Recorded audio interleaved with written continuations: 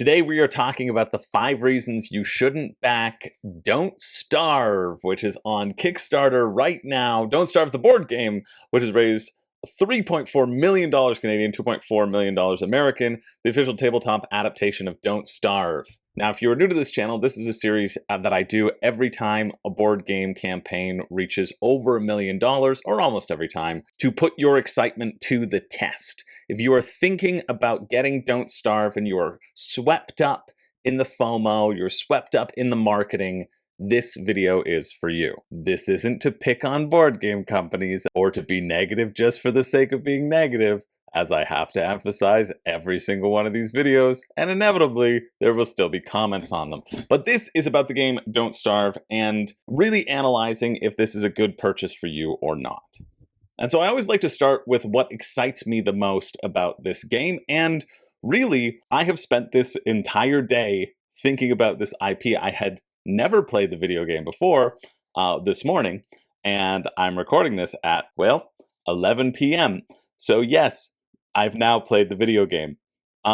Quite a lot, in fact. So much so that it is now a mind bug in my head pulling me back to the console. I don't even want to be talking to you. I want to be ripping grass out of the ground. I need to be ripping those saplings down for twigs. I need to be getting my logs and making myself a science machine so I can make a crock pot, so I can descend into a cave and kill all those spiders, get myself some light flowers, and make myself a shiny, nice hat. I want to praise the Pig King, and I want to fight the tentacle beasts. Yeah, it's maybe go off the deep end, but I see the appeal, right? I see the appeal of the video game, and I see the appeal of the board game as well. So I always like to start talking about what I like about the game, and really, I'm still just thinking about the video game so much, but there are a few things here that I really appreciate about the board game design of the game. Number one is from Glass Cannon Unplugged. They designed Frostpunk, they designed Dying Light, they designed Apex, all the board game versions we can see in their creator tab right here. Dying Light,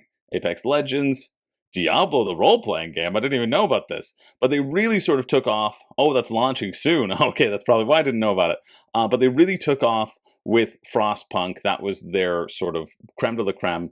And by all accounts, Frostpunk is rated very well. It's ranked 401 overall. It deals with that sense of desperation and that sense of clawing against overwhelming odds. And I think that's something that Don't Starve also has in common. And so I feel like this game is in pretty decent hands, for one. The other things that I really like about the systems that they are sort of putting forward, this is after watching some videos and reading through the rule books and really spending my entire day just thinking about this, doing a deep dive into everything.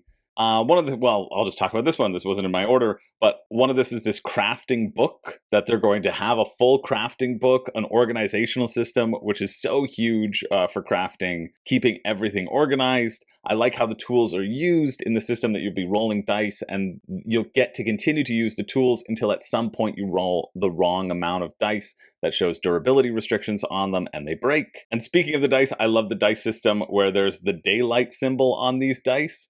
It's 1 to 5. Some of the dice, your character dice, are from 1 to 5. And if you roll a daylight symbol, it's 0 in the nighttime, or it's anything you want in the day, which I think is really cool. I love those little special tweaks. It'll make you feel excited, and it'll be an auto fail, balances that idea nicely. I thought that was a really neat and slick idea.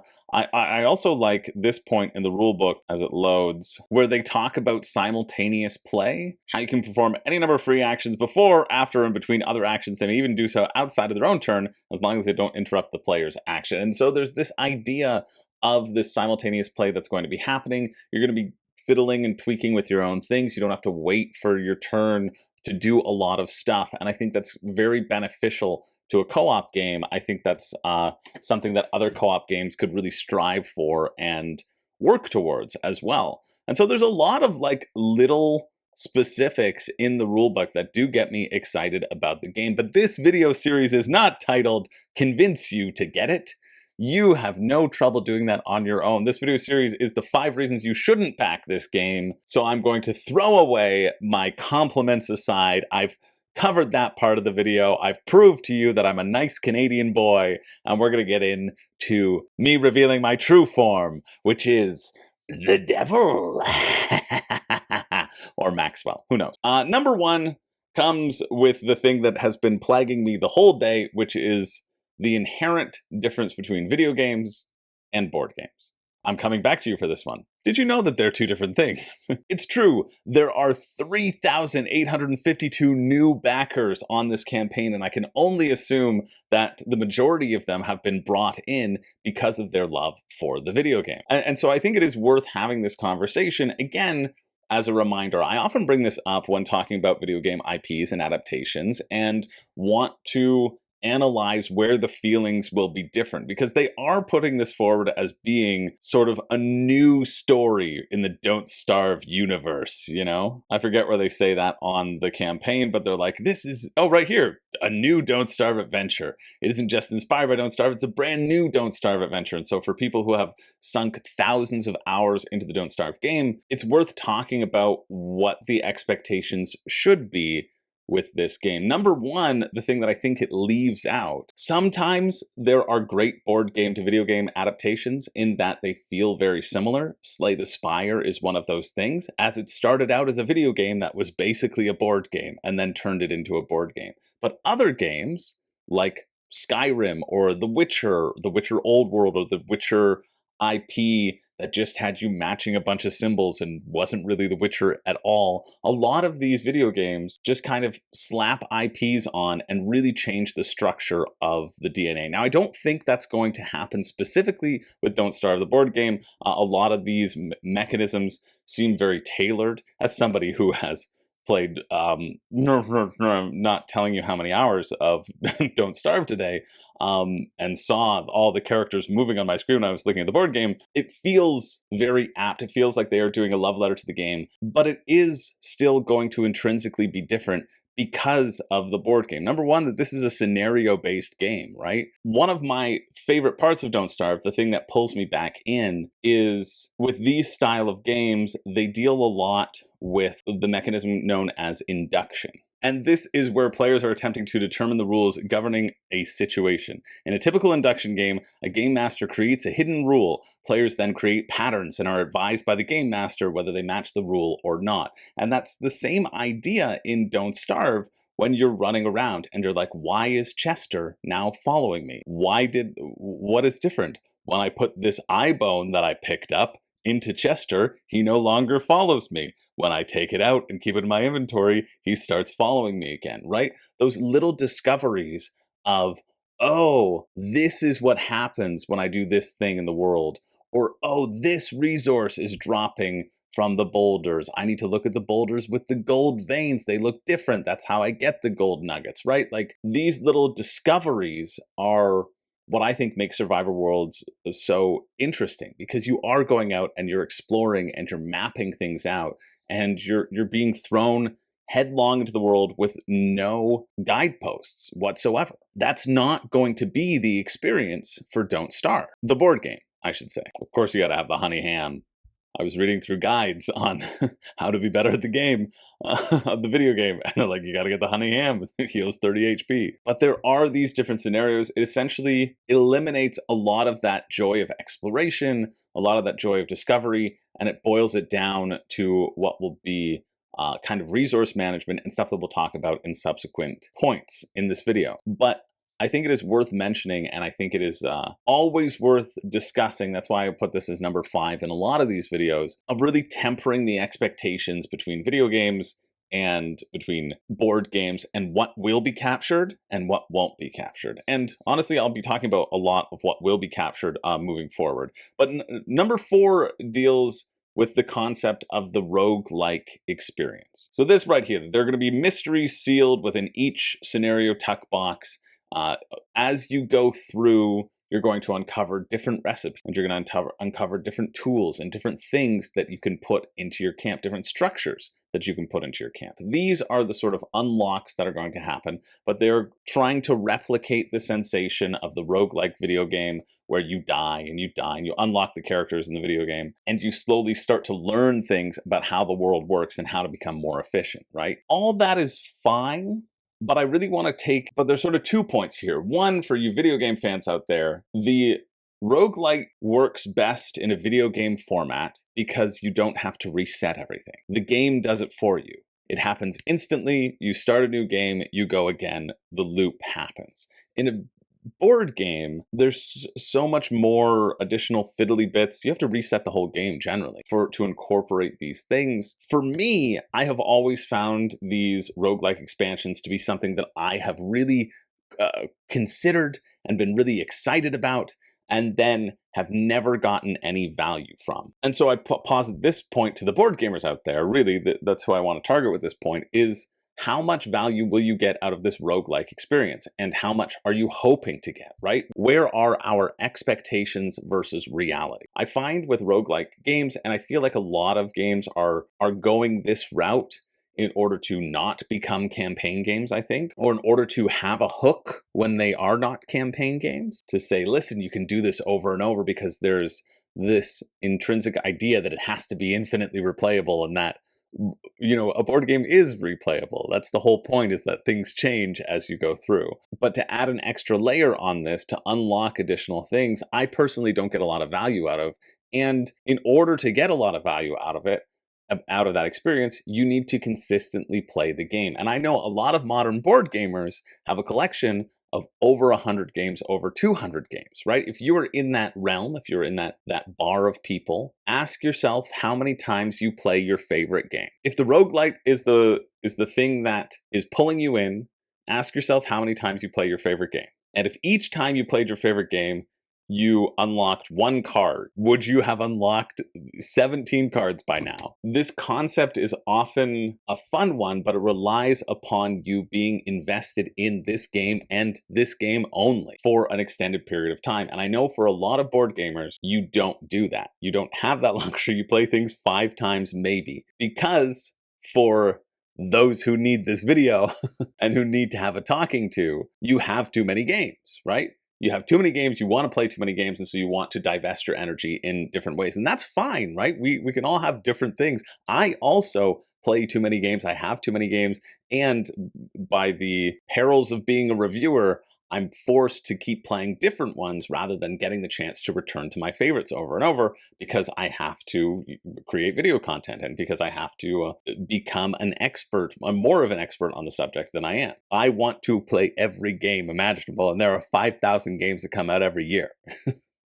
It's an ridiculous, unobtainable goal, but that's what I want to do. And I feel like a lot of the board gamers who need talking off a ledge also have that experience. And so if the roguelite is one of the things that pulls you in, ask yourself, are you going to invest the time with this game to get the full value of it? Because that's what it's putting forward as being part of the value of this game, right? Part of the value of this is this experience, this unlocking element. That is the experience of Don't Starve, and I think that they are trying to replicate it and will try to replicate it in this package. And sure, you could get like for me, if I got the game, I'd probably just open all that stuff anyway. I'd play one game normal and then I'd just open all the stuff because I would want to see it. I know I wouldn't get to it otherwise. But how much of your excitement is wrapped up in that idea and that potential concept of this unlocking in this roguelike? Just a question to ask yourself. All right.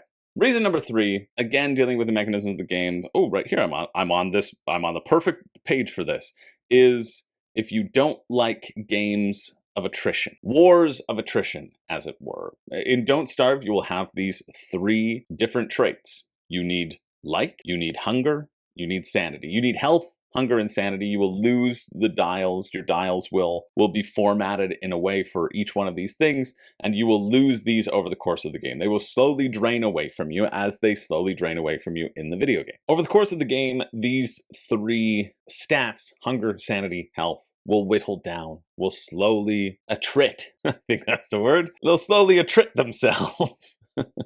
And so, in essence, the game comes down to this battle of your daily needs. Every day, you'll have a certain amount of needs, and if you don't meet them, your hunger will diminish that amount, your sanity will diminish that amount, and you will need to have gotten things to raise them up. You're essentially having these 3 tug-of-wars that are constantly happening to you. 1 here, and 2 here. But this push and pull is going to be the main conflict that you are dealing. If you don't like games where you have to continually manage your stats, this isn't a game for you. And again, this is why I think that's a nice comparison to the video game. If you're a fan of the video game, perhaps you should expect it. But again, the difference of having that be like an element to Don't Starve in the video game, where you are bouncing around, you're tearing things down, you're interacting, you're manipulating the controls, you're building up a base, you're doing all those sorts of things. You can't have all of that in the game.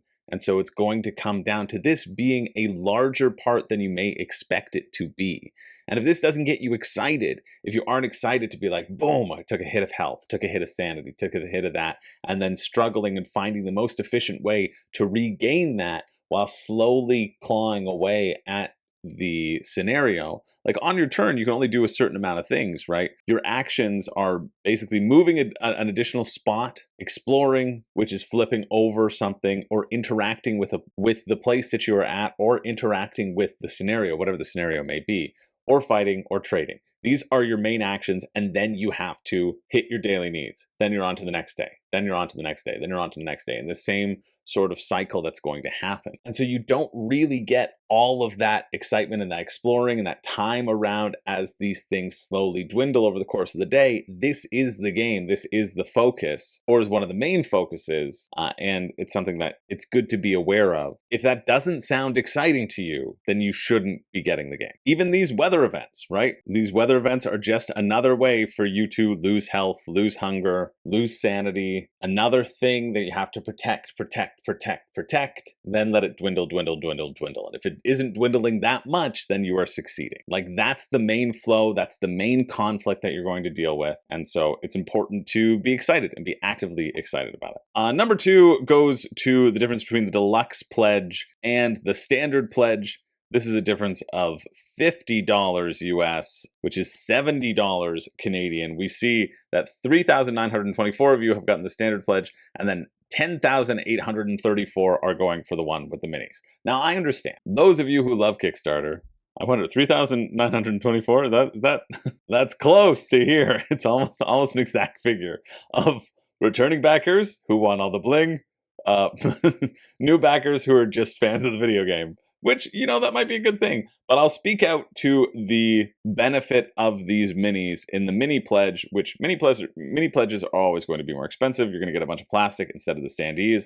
I really don't think that's the right call, as I usually don't think that's the right call. But I really don't think it's the right call on this one because of how the minis are utilized, and they seem like they're utilized in more of an Awakened Realms fashion than any other fashion. So sure, you have your character minis, that's fine. And I totally understand the desire to get these minis if you're a fan of the game. You're seeing these 3D figures in action. Does seem cool. I get it. Like, it's a cool pig, right? It's cool having a 3D version of something that once was a 2D animation. I get that. But I also don't think that they make sense to have in the game. I think they are here because people might just want the cool figures, but from a gameplay standpoint, they're not going to get used as much as I personally want my components to be used to justify the increased price, right? You're getting them because they look cool, not because they're actually going to be usable, especially because the monsters, when they appear on a single space. Like, when you are exploring a land, you will flip over a card, and then there will be a monster on that card and other things to interact with in the environment. So if you don't interact with the monster, if you don't kill the monster or whatever, anytime you try to interact with the environment, they might roll to see if they interrupt your actions or not. They serve as sort of a tiny annoyance. But essentially what will happen is you will take your monster mini and you'll just put it on the card to be like, there's a monster there. And when this monster is removed, you're going to cover it with the monster token to be like, the monster's no longer there. And so then you would essentially take the standee off the board and be like, no monster. And so, like, I'd say that's about like 20% efficacy in terms of how a mini can be used, because it's just like, oh, it's a stand. It's just like it's a signpost. It's a sign. There's a monster here. It doesn't really interact. You're not going to be moving it around. It's going to basically remain mobile, and you may not even pull them out because you may not even reveal those specific monsters depending upon what cards you draw. And so for the increase of like 70 additional dollars Canadian, 50 bucks US, you could buy an entire game for that. I don't know. I think collectors and huge fans of Don't Starve, I understand why you're getting it. Maybe you want to paint it, you want to have these cool figures you can pull out. But the standees that they're going with, I think are acrylic standees, right? Like they're nice. They're really nice. Acrylic standees are really nice compared to sort of normal standees. So they've already upgraded that. They've already created that in a deluxeified way for everybody to get these acrylic standees. And I just think the value isn't there from a gameplay perspective to get the minis. Sometimes you need to be talked down about getting things that are shiny. Think about what you could spend that money on differently. If you're debating between the two, I think you're going to be just as happy with the standee option. And in fact, just forget that the mini option exists, because the standee option will be equally good. I think the sculpts are going to be great. I think Glass Cannon is well known, and I think they will definitely do the job. But this is this is the extent. This is the extent of the combat. It's like, oh, my figure's on the map. Okay, it's knocked over. Like that's about how much they're going to move. They're going to go on and off the board. They're really not going to be used that much. So I just think like it just doesn't feel like the right call or worth it. And rather than spend $180 Canadian on this, you know, it would be much easier to justify the 111 for basically the exact same experience. And finally, reason number one, you shouldn't get this game is if you don't like crafting. And that might be a silly thing to say, but if you don't like crafting in your board games, and especially if you don't like these sort of head-down experiences, I think Don't Starve in its essence, although it is being built as this co-op type game, it feels very much like a head-down experience. All of the bad stuff happens to every character. You don't divvy it up amongst your characters. You know, all of the things happen to one specific person, happen to everybody. You're going to be focused on your own self. How can you get light? Especially when trading is your only action. Like if you're going to take an additional action, you're going to use those trading sparingly. You don't really want to use trade from a strategic sense, because it is feels like it'll be a waste of an optimization unless somebody has a ton of something and somebody has a ton of something else, and then you can cross compatible. Then you can cross those back and forth, and then everybody can craft their own axe or something like that, which might be a good sort of mid-game, beginning game, mid-game, late game sort of point. But I think for the most part, this game feels to me like it is going to be very heads down, and it's going to be very solo, as solo as a co-op game can be. If you don't like looking down at your board and shifting things around and playing this little mini game and crafting things on your own and crafting things on the side, things that like I think are going to accelerate the play and I think are going to keep the pace up, which I think will be important, but that relies on players being very heads down and not really talking to each other that much.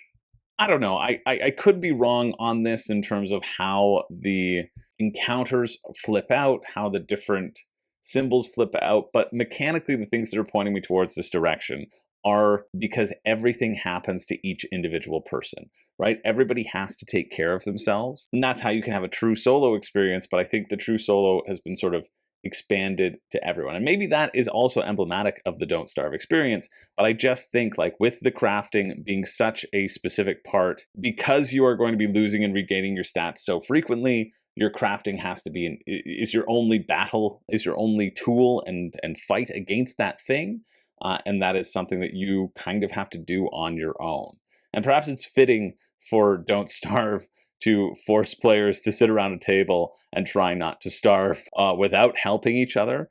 But I just think that's sort of emblematic of the type of game that you're signing up for. And it's not going to be one where you really all put your heads together. It doesn't feel that way right now. I guess the scenarios could change it. But even in the rules video, they're like, yeah, you're going to die. Get ready to die.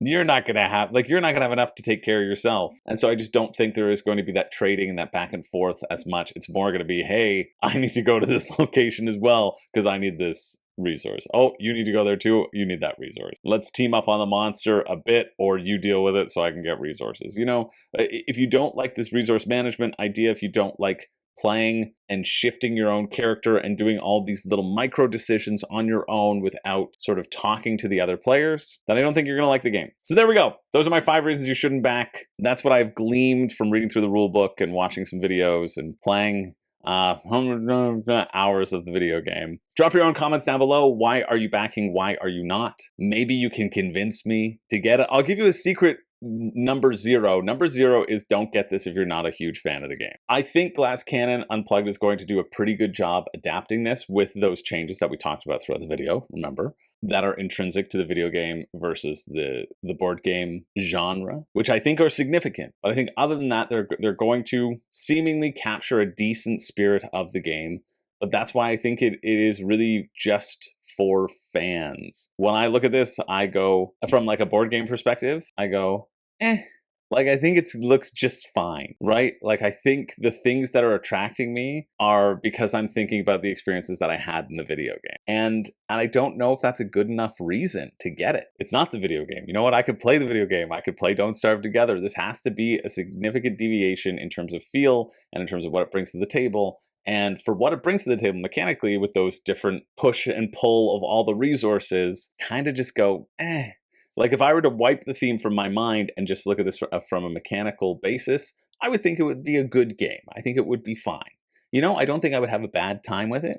I don't think it would ever reach my top 100. And if I'm spending $110 on a game, I personally kind of want it, this 110 Canadian, you know, or 180 Canadian for the Deluxe. I personally, then plus shipping on top of that, I personally want to have an amazing time. I want it to crack the top 100 of games I've ever played. And from what I've seen here, I don't know. It's possible the crafting could give me those dopamine hits, but yeah, I think it might be less frustrating than than the video game in some respect. I was just glancing over at the Graves and Adventurers tokens and how they're like one-time rewards, and I was thinking about all the friggin' red gems and blue gems and cup and ball and all the weird stuff that I pulled out from Graves, and that I felt like I really needed to hold onto my backpack in the video game. It was like, oh, why was I holding on to that? I needed room for grass, and then thought, oh, I wish they were just one-time bonuses for resources. That'd be way easier in the video game. So like some things can have a better experience, but I don't know. Nothing mechanically about this really gets me that excited. And I'm normally pretty good at working from the hypothetical in terms of what will get me excited and what will translate well and what won't translate well. And I think this will be fine. I think there is room for a surprise here, but it's not enough. I haven't seen enough to like really get me salivating to purchase it personally. And so that's why I think it really has to be for fans, because like you need that fandom to be able to get it off the shelf. Because if it's just an okay game, you need to really love the IP to like want to pull it out and play in the world. So that's part of it. Yeah, but let me know your own comments down below. Maybe you can sway me one way or the other. I think the great thing about these videos is that we can create a community discussion to help people who are on the ledge and to really make sure that everybody enjoys their purchase. That's what you can do. You can help someone today by helping them enjoy their purchase. Or you can just help me by liking and subscribing and hyping, I guess. That's what YouTube does now. Anyway, thanks for watching. My name's Chris George. I don't have a catchphrase. Yeah, it's a bit embarrassing to finish without one. But who's your favorite Don't Starve character? And if it isn't Willow, I'm gonna burn your house down.